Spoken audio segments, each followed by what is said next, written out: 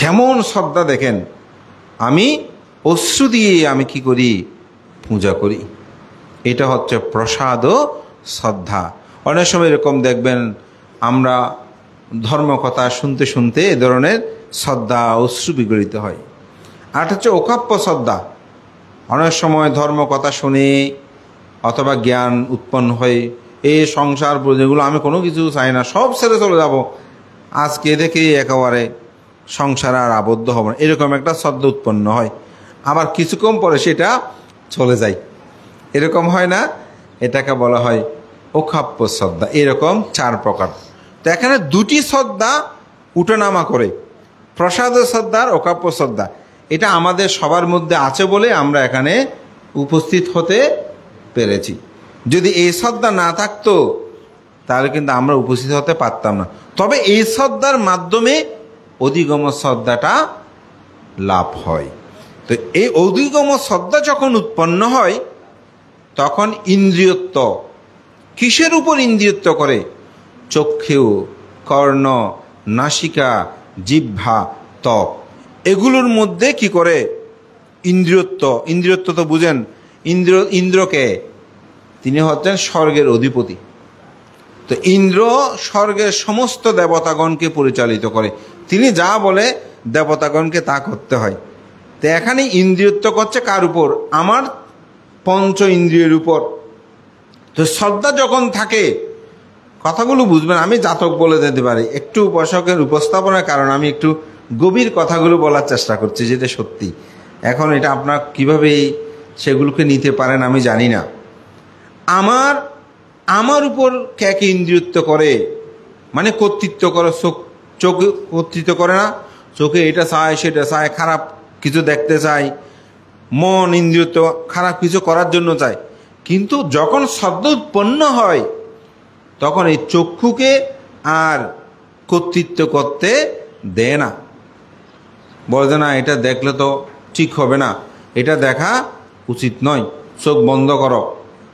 চোখ বন্ধ করেছি, আবার মনে মনে সেটা ভাবতেছি, শ্রদ্ধা উৎপন্ন না। আমি যদি নির্বাণ সাক্ষাৎ করতে চাই তাহলে মনে মনে খারাপ পরিকল্পনা করা যাবে না, কাউকে হিংসা করা যাবে না, কারো ক্ষতি করা চিন্তা করা যাবে না, ঠিক না? কে করেছে? শ্রদ্ধা। কর্ম হলো প্রতি বিশ্বাস। আমি একটা মানুষকে যদি হত্যা করি, আমাকেও ইহ এবং পর জন্মে আমাকে কি করতে হবে? দুঃখ ভোগ করতে হবে। আমার মনের মধ্যে শ্রদ্ধা উৎপন্ন হয়েছে, মানে কর্ম হলো প্রতি বিশ্বাস, আমাকে এরকম ভোগ করতে হবে না, আমি তাকে হত্যা করব না। তাহলে কে ইন্দ্রিয়ত্ব করেছে? শ্রদ্ধা। শ্রদ্ধা যখনই আপনার উপর ইন্দ্রিয়ত্ব করেছে, কর্তৃত্ব করেছে, আপনি পাপ থেকে দূরে চলে যাচ্ছেন। এখন বুঝতে পেরেছেন আসলে পঞ্চ ইন্দ্রিয় কি? শ্রদ্ধা। বীর্য মানে কর্ম প্রবাহ, শক্তি, ধীরতা। আপনারা অধিষ্ঠান করেছেন, আচ্ছা অষ্টশীল একটা না একটা ভঙ্গ করার মনে উৎপন্ন হচ্ছে না? হয়তো অনেক সময় না, এটা একটু করলে কেমন হয়, খিদে লেগেছে বেশিটা খেয়ে নিই, অমুক এরকম কাছে একটু বকাঝকা করে নিই, এরকম উৎপন্ন হয় না?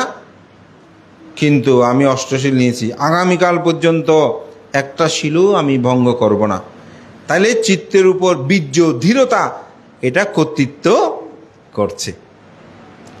চিত্তের দাসত্ব না করে আমার অন্তর জগতের মধ্যে যখনই বীর্য উৎপন্ন হয়েছে, চিত্তের কর্তৃত্বকে দমিত করে আমি বীর্য দ্বারা তাকে কি করলাম? দমিত করলাম। তাহলে কি? শ্রদ্ধা, বীর্য। স্মৃতি যদি না থাকে কোনো কিছু সম্ভব নয়। আমি বিস্কিট খাচ্ছি, যদি খেয়েছি না মনে না থাকে, আমাদের অনেক সময় বড় ভান্তরা আমাদের মধ্যে বলছে সঙ্গদান শুরু করেছি, অথচ করে ফেলেছে, বলছে আমার সঙ্গদান করেছি, ভান্তে হ্যাঁ করেছেন তো, আমার মনে নাই। এরকম আমি নিজেও ব্যক্তিগত তাড়াহুড়ো করলে অনেক সময় সকালে খাওয়ার আগে আমার একটা মন্ত্র বলি, তো একটু তাড়াহুড়ো থাকলে খিদেও থাকে, একটু তাড়াহুড়ো হয়, তো মন্ত্র বলার পরে আবার বলতেছে মন্ত্র বলেছি, বলতে বান্ধব বলেছেন তো, যে আমার পাশে আছে সাক্ষী, বলতে বান্ধব মন্ত্র তো বলেছেন। ওই যে আমার তো চিত্ত ঠিক নেই, চঞ্চল হয়ে গেছে যে। তো স্মৃতি হচ্ছে কি? আমি কি করেছি, এটা কুশল চেতনাটা সবসময় স্মৃতিতে জাগ্রত করা। আমাদের মধ্যে অনেক উপাসক উপাসিকা আছেন, বজমানতে আমি তো অমুক পাপ করেছি, ছোটোবেলায় কত প্রাণী হত্যা করেছি, এই করেছি সেই করেছি, এরকম অনেকে বলে না। আমি বলব কোনো সময় সেগুলো ভাববেন না। যত অকুশল করেছেন এগুলো কোনো সময় অন্তর্জগতের মধ্যে আনয়ন করবেন না। কেন? কারণ অকুশল যত চিন্তা করবেন তত বেশি সেটা প্রবৃদ্ধি হয়। যেমন আপনি মল ত্যাগ করেছেন, তো কাঠি নিয়ে যদি সেগুলো নড়াচড়া করেন দুর্গন্ধ বেশি হবে না? তো বুদ্ধিমানের কাজ কি হবে? মল ত্যাগ করেছে সেগুলো আমি আর ধারে কাছেও যাব না, আমি কুশল কর্মটা সম্পাদন করব। হ্যাঁ, তবে আমি শুধু ওগুলো মনে করব না, আরও নতুন নতুন ভাবে অকুশল করব, সেটা না। আমি আর কোনো অকুশল কর্ম করব না, আমি প্রতিনিয়ত কুশল কর্মগুলো সম্পাদন করব। এই কুশল চিত্ত যতক্ষণ আপনার স্মৃতিপটে আপনি জাগ্রত রাখবেন সেটাই হবে স্মৃতি। আবার এটাকে যদি বলি সম্যক স্মৃতি আছে না, সম্যক স্মৃতিতে যখন ব্যাখ্যা হয় তখন কায়ে কায়ানুদর্শী, চিত্তে চিত্তানুদর্শী, ধর্মে ধর্মানুদর্শী, বেদনা বেদানুদর্শী হবে। বানতে এটা কীরকম, আমি কালকে একটা দেশনায় এটা নিয়ে একটু করে বলেছিলাম। যেমন আপনি একটা মানুষকে দেখেছেন, মানুষটা সুন্দর, আপনি যেমন ও এই শরীর তো বড় দুর্গন্ধময় দেখেন, তখন আর সেই শরীরের প্রতি আসক্তি জন্ম নেবে না। আসক্তি জন্ম নেবে না। দেখেন, এটা হচ্ছে স্মৃতি, সম্যক এই স্মৃতি। তবে এই স্মৃতিটা শুধু ওই সম্যক স্মৃতি নয়, এই স্মৃতি প্রতিনিয়ত কুশল ও চিন্ত চেতনা নিজের অন্তর্জগতের মধ্যে জাগ্রত করা।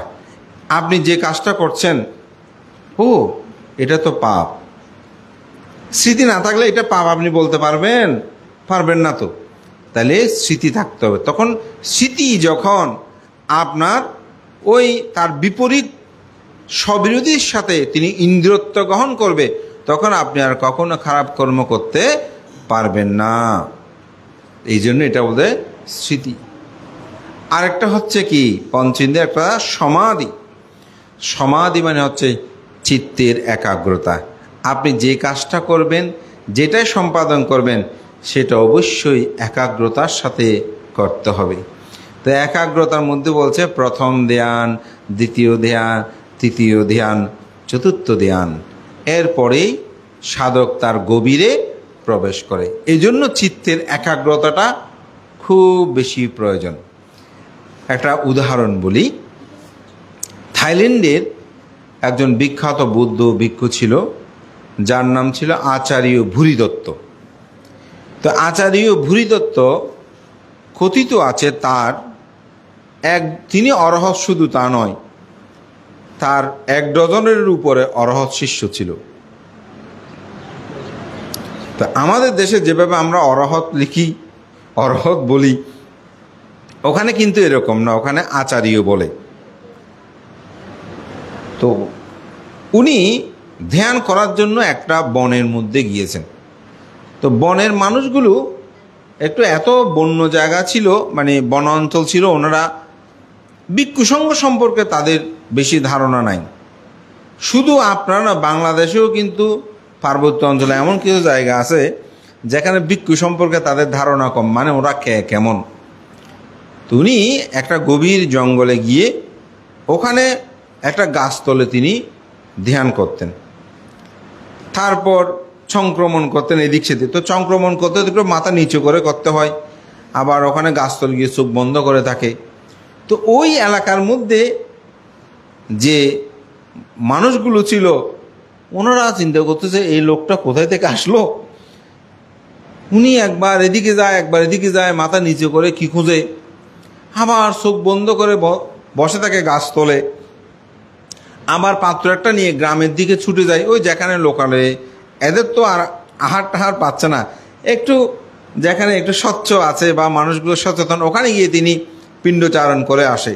বলতে পাত্র একটা নিয়ে আবার কোথায় চলে যায়, ওই গ্রামের ওখানে যাই, তো ওখানে যিনি একেবারে প্রধান একটু বুদ্ধিশুদ্ধি সম্পূর্ণ মানুষ, তো উনি গিয়ে ওনাকে বলতেছে, আপনি এখানে কি খুঁজেন, আপনি এখানে কি খুঁজতেছেন? তো এখন ওই ভান্তে চিন্তা করতেছে, আমি কি খুঁজতেছি তাকে বলবো, কিছুই করতেছি না, এটা বলাটা তো মিথ্যা হবে। আবার আমি যে জিনিসটা খুঁজতেছি সেটা বললে তো সে বুঝবে না। তো বলতেছে যে আমি বুদ্ধকে খুঁজতেছি। কাকে খুঁজতেছে? কাকে খুঁজছে? বুদ্ধকে খুঁজতেছি। বলছে বুদ্ধ এটা কি, এটাকে খুঁজে পেলে কি হবে? বলছে যদি আপনি বুদ্ধকে খুঁজে পান তাহলে আপনার জন্ম দুঃখ, জরা দুঃখ, ব্যাধি দুঃখ, মরণ দুঃখ, অপ্রিয় সংযোগ দুঃখ, প্রিয় বিয়োগ দুঃখ, স্ফুত বস্তু অলাভ দুঃখ, যাহা চাই তাহা না পাওয়ার দুঃখ, সংক্ষেপে পঞ্চ উপাদানের স্কন্ধ দুঃখ চলে যাবে। তো লোকটা বলছে খুব ভালো, দারুণ কথা বলেছেন, এই দুঃখগুলো তো আমাদেরকে কষ্ট দেয়। বলছে আমিও খুঁজবো। আমি কিভাবে খুঁজবো বলেন? তো আমাদের আপনাকে খুঁজতে হলে আপনি প্রথমে বুদ্ধ বুদ্ধ বুদ্ধ বুদ্ধ করেন। কি করেন? বুদ্ধ বুদ্ধ বুদ্ধ বুদ্ধ। এই বুদ্ধ বুদ্ধ এটা কি? বুদ্ধানুস্মৃতি। এটা কোন স্মৃতি? বুদ্ধানুস্মৃতি। এইভাবেই এখন হাঁটার সময় বুদ্ধ বুদ্ধ, চলার সময় বুদ্ধ বুদ্ধ, এবং বসেও ওনাকে এই স্মৃতি, এটা সমত 40 প্রকার সমত ভাবনার একটি কিন্তু ভাবনা। এই বুদ্ধ বুদ্ধ করতে করতে এক সময় তার চিত্ত সমাধিস্থ হয়।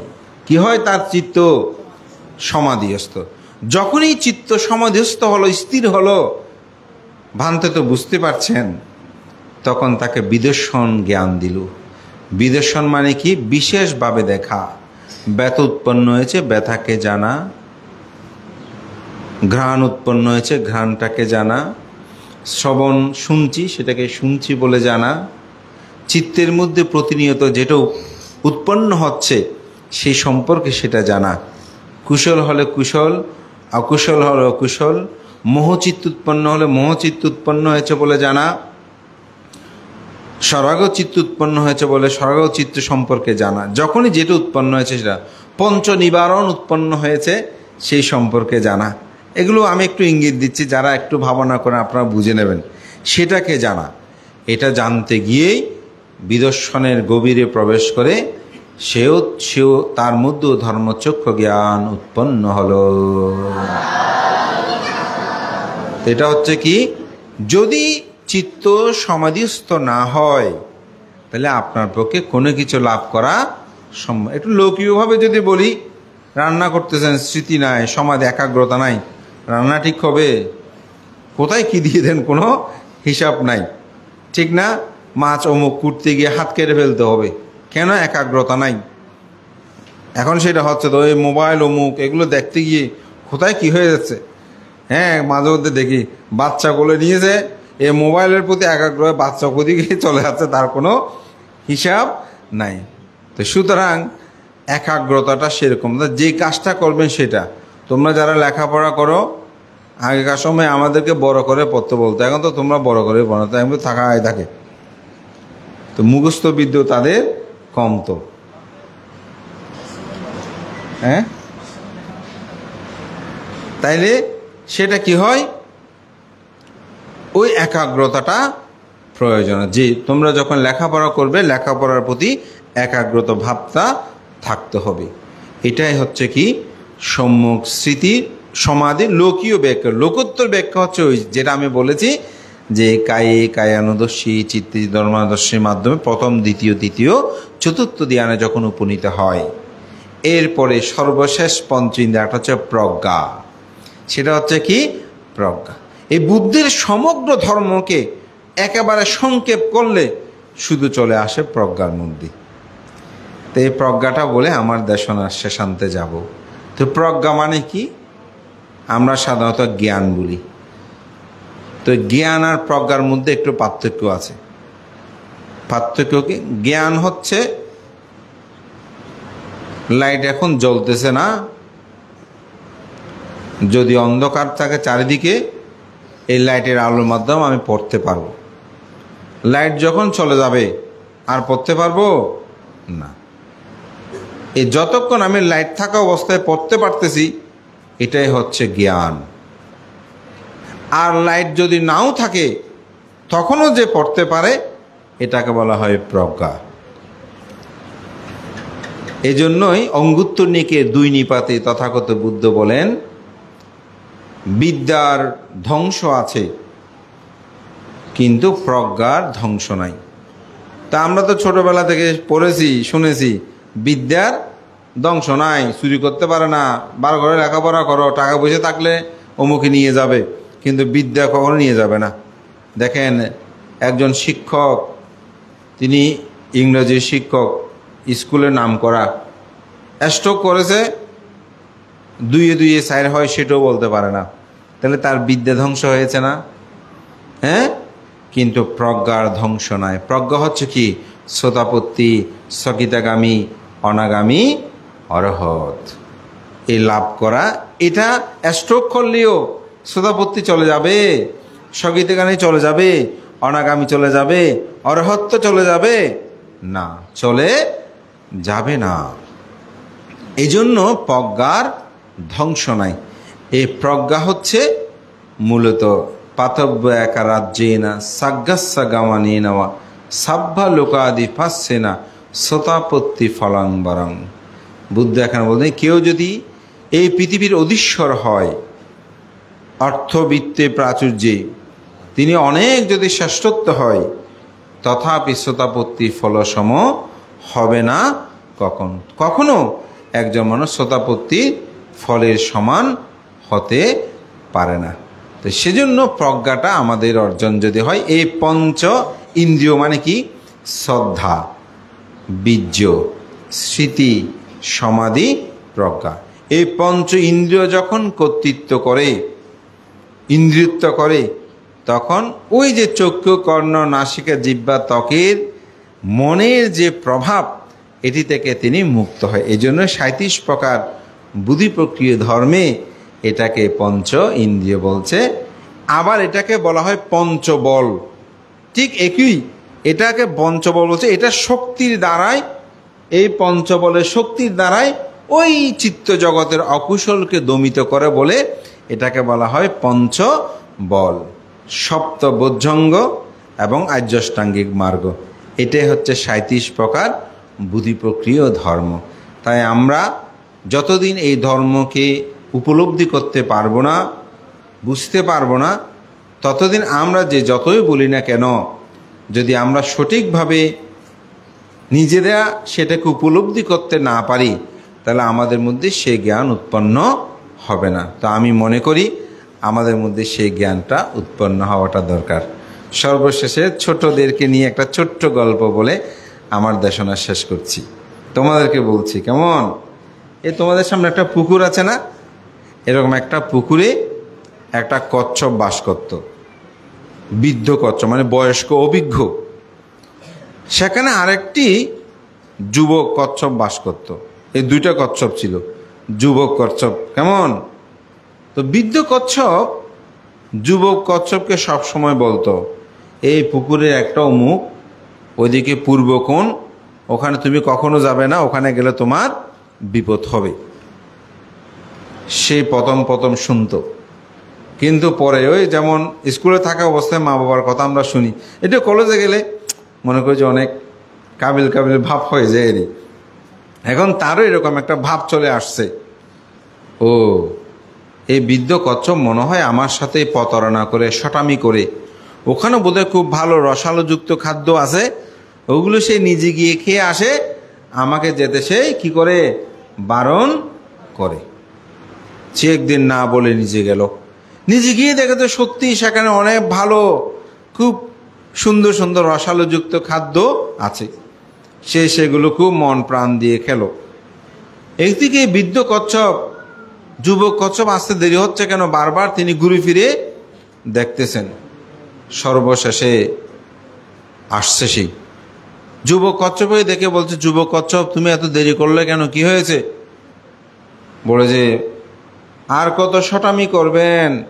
বৃদ্ধ কচ্ছপ, আমাকে অনেক দিন তো আপনি যেতে দেন নাই, এখন আমি ওখানে গিয়েছি, ওখানে গিয়ে খুব রসালোযুক্ত খাদ্য খেয়েছি। হ্যাঁ, কি বলো? হ্যাঁ, খেয়েছি। আপনি তো আমাকে এতদিন যেতে দেন, আপনি খুব খারাপ। এই সেই বকাঝকা করছে। তো তুমি এখন কেমন আছো? বলছে আমি খুব ভালো আছি, কিন্তু একটা সুতো আমার মুখ থেকে যাচ্ছে না। হ্যাঁ, কি বলো? হ্যাঁ, এই কথোপকথন হতে হতে এই সুতোটা টানতে শুরু করলো। বলছে বৃদ্ধ কচ্ছপ, এই সুতোটা আমাকে নিয়ে যাচ্ছে, আমি পিছনে টানলে গলার মধ্যে আমি ব্যথা পাচ্ছি প্রচণ্ড। তখন বলছে তুমি তো মহা ক্ষতিকর্ম সম্পাদন করে ফেলেছো। না যুবক কচ্ছপ, বৃদ্ধ কচ্ছপ বলছে, বৃদ্ধ কচ্ছপ আমাকে আপনি বাঁচান, আমি তো দাঁড়াতে পারছি না, এটা আমাকে টেনে নিয়ে যাচ্ছে, পিছনে টানলে আমার গলায় প্রচণ্ড ব্যথা পাচ্ছি। বলে যে যতদিন তুমি আমার কথা শুনেছ ততদিন আমি তোমাকে রক্ষা করতে পেরেছি। তুমি যে সুন্দর রসালোযুক্ত খাদ্য গ্রহণ করেছ, এগুলোই ছিল বর্ষিযুক্ত খাদ্য। মানুষরা সেখানে বর্ষি নিক্ষেপ করে। আমি সেজন্য তোমাকে বলেছি ওই নিষিদ্ধ স্থানে যেও না, কিন্তু তুমি তো খেয়ে ওই রসালোযুক্ত খাদ্যের সাথে বর্ষি গলা ধারণ করেছ। এখন তো সেগুলো কাটার মতন আমার কোনো সুযোগ নাই। তখন দুজনের বিদায় হলো। কান্না করতে করতে যুবক কচ্ছপ চলেন উপরে, অর্থাৎ পুকুরের থেকে সে কুলে তুলে নিল। তারপর কচ্ছপকে কিভাবে হত্যা করে জানো?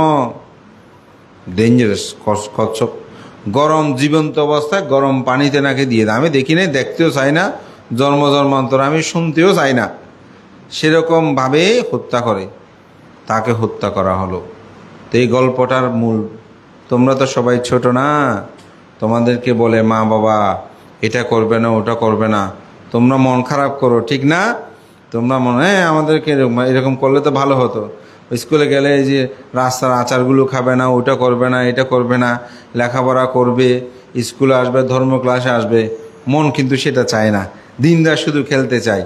তো যারা মা বাবার কথা শোনে না, ওই এক সময় বৃদ্ধ কচ্ছপের কথা যেমন না শুনে যুবক কচ্ছপ অন্ধকার পথে চলে যায়, ঠিক যারা আমাদের সমাজে এরকম গুরুদের কথা শোনে না, ভিক্ষু সঙ্গের কথা শোনে না, বয়োজ্যেষ্ঠ যারা আছে তাদের কথা শোনে না, মা বাবার কথা শোনে না, তারা এক সময় ওই যুবক কচ্ছপের মতো অন্ধকারে চলে যায়, রাস্তায় রাস্তায় চলে, জীবনের কোনো তাদের মূল্য থাকে না।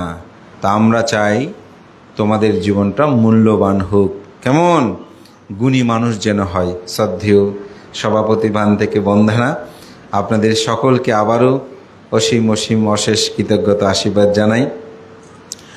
বিশেষ করে আজকের এই আয়োজনে যারা সম্পৃক্ত থেকে আমাকে যেভাবে সম্মাননা প্রদান করেছেন, আমি কৃতজ্ঞতা জানাই। আসলে আমি প্রায় সময় যখনই আমাকে ফান করতে যায় এই ক্রীড়াসমূহ, এগুলোর প্রতি আমার কোনো আগ্রহবোধ আমার থাকে না। আমি মনে করি আমাদের উচিত যে যেখানেই মানুষ ধর্ম পিপাসু হয়, ধর্ম প্রচার করাটা আমাদের কর্তব্য, দায়িত্ব।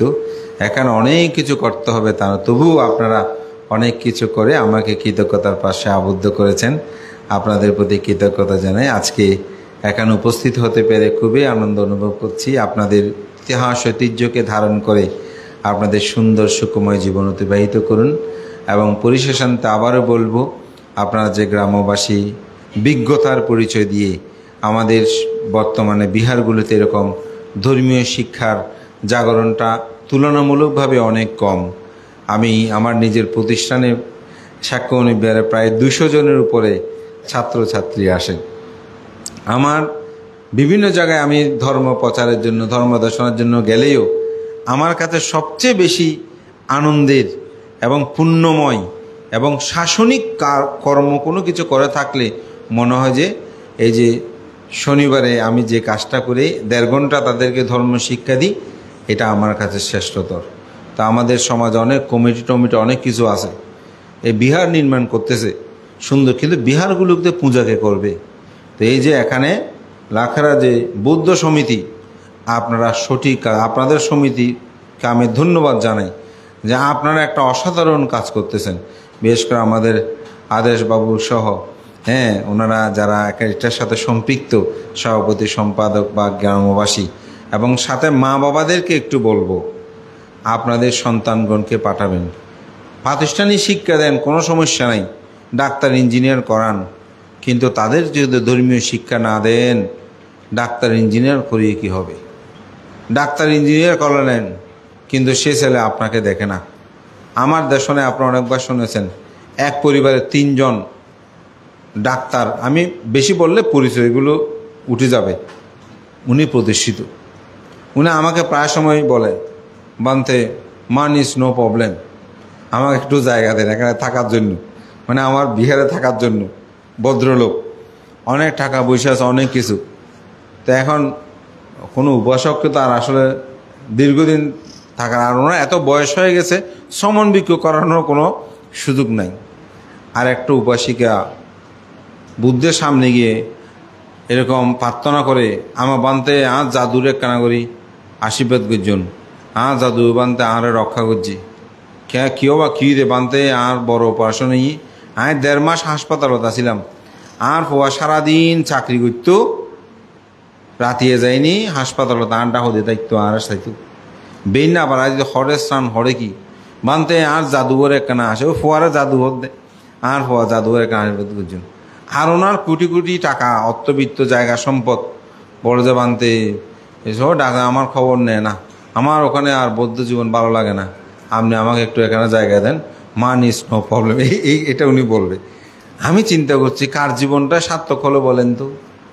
মাতা পিতার ক্ষেত্রে তো। সুতরাং ওনাদেরকে যদি ধর্মীয় শিক্ষা দেন, ওনারা কোনো সময় পিতা মাতাকে ত্যাগ করবে না, পিতা মাতাকে দেখভাল করবে, তাদেরকে ভরণ পোষণ করবে। তা আপনি ডাক্তার ইঞ্জিনিয়ার, ডাক্তার ওই যে আমার শ্রমণের কথা বলতে পুণ্য হবে, লেখাপড়া না করলে তো কাজ হবে না। তো ঠিক অনুরূপভাবে আপনারা পিতামাতারা সচেতন হবেন, ছেলে মেয়েকে নাচ গান শেখানোর করলে করেন, আমার কোনো বাধা, সেটা কিন্তু ধর্মীয় শিক্ষাটা দেবেন, তাদেরকে নিয়ে আসবেন। তাতে একটা বাক্য যদি তারা শিখে, একটা চেতনা তাদের মধ্যে যদি জাগ্রত হয়, মা বাবার সাথে কখনো খারাপ আচরণ করবে না। সমগ্র পৃথিবী অশান্তিতে ভরা, বাংলাদেশের অবস্থা কি সেটাও আপনারা জানেন, কিন্তু অন্তপক্ষে ছেলে মেয়ে, স্ত্রী পুত্র, আপনারা যদি শিলময় জীবনযাপন করেন, ঘরের ভিতরে ঢুকলে তো, বাসার ভিতরে ঢুকলে তো মানসিক একটা শান্তি লাভ করতে পারবেন। সেটার জন্য হলেও আমি মনে করি আদর্শবান ছেলে মেয়ে গঠন করা দরকার। সেজন্যই ধাম্মা পিতি সুকাং সেতি বিপ্পা সান্নে না চেতাসা আরিয়াপ্পা বেদিতে ধাম্ম সাদারামিত পাণ্ডিত। আপনার সর্বদা ধর্মের রত থাকবেন, আজ প্রতিষ্ঠিত ধর্মের রত থেকে আপনাদের জীবনকে সুন্দর করবেন, সার্থক করবেন, এই প্রত্যয় ব্যক্ত করে শ্রদ্ধেয় সভাপতি